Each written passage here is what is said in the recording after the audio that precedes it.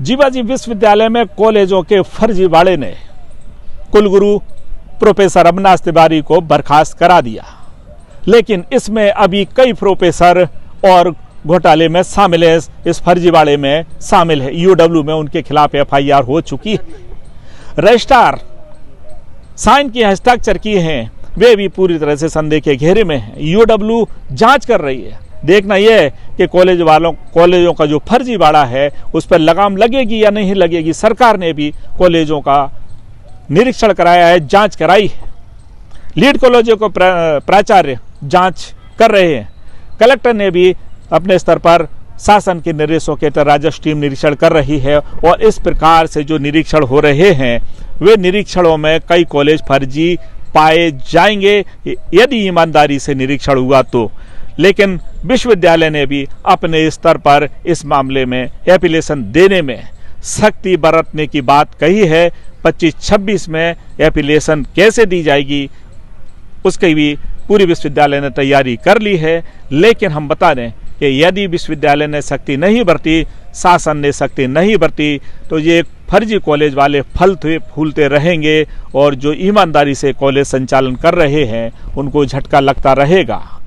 हमारे साथ इस झुंडपरा में जो कॉलेज है शिव शक्ति, उसका जो फर्जीवाड़ा उजागर किया, इस पर कुलगुरु बर्खास्त हुए हैं डॉक्टर अरुण शर्मा, इन्होंने मामले को उजागर किया। हमारे साथ हैं, ये अभी भोपाल गए थे।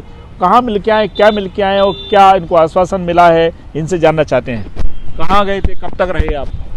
7 मार्च 2025 को सुबह 10 बजे अचलेश्वर मंदिर से मत्था टेक के और कैलाशवासी जीवाजीराव सिंधिया जी को श्रद्धांजलि अर्पित करके मैं भोपाल गया और भोपाल में राज्यपाल महोदय से मिला, मुख्यमंत्री महोदय से मिला, एसीएस डॉक्टर अनुपम राजन से मिला, आयुक्त डॉक्टर निशांत बरवड़े से मिला, नेता प्रतिपक्ष उमंग सिंगार से मिला, उपनेता प्रतिपक्ष हेमंत कटारे से मिला, जीतू पटवारी जी से मिला और केंद्रीय मंत्री ज्योतिरादित्य सिंधिया जी से मैंने मुलाकात किया। और ज्योतिरादित्य सिंधिया जी ने आश्वासन दिया है कि निश्चित रूप से इस भ्रष्टाचार पर यशस्वी प्रधानमंत्री नरेंद्र मोदी जी की नीतियों के अनुरूप जीरो टॉलरेंस अगेंस्ट करप्शन कार्रवाई होगी और जोरदार कार्रवाई होगी। डॉक्टर साहब आप निश्चिंत रहें।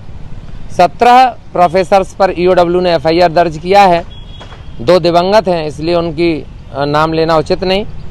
निश्चित रूप से इसमें जेल होगी और 47 लोग और पाइपलाइन में हैं जो मैंने ईओडब्ल्यू डीजी को नाम सुझाए हैं, विथ एविडेंस सुझाए हैं। 19 लोगों की गिरफ्तारी के बाद वो 47 लोगों के नाम भी एफआईआर ईओडब्ल्यू 0003/25 के बिंदु क्रमांक 20 में जुड़ेंगे और ये लोग भी अंदर जाएंगे, क्योंकि इन्होंने जो पाप किया है वो अब छुपने वाला नहीं है।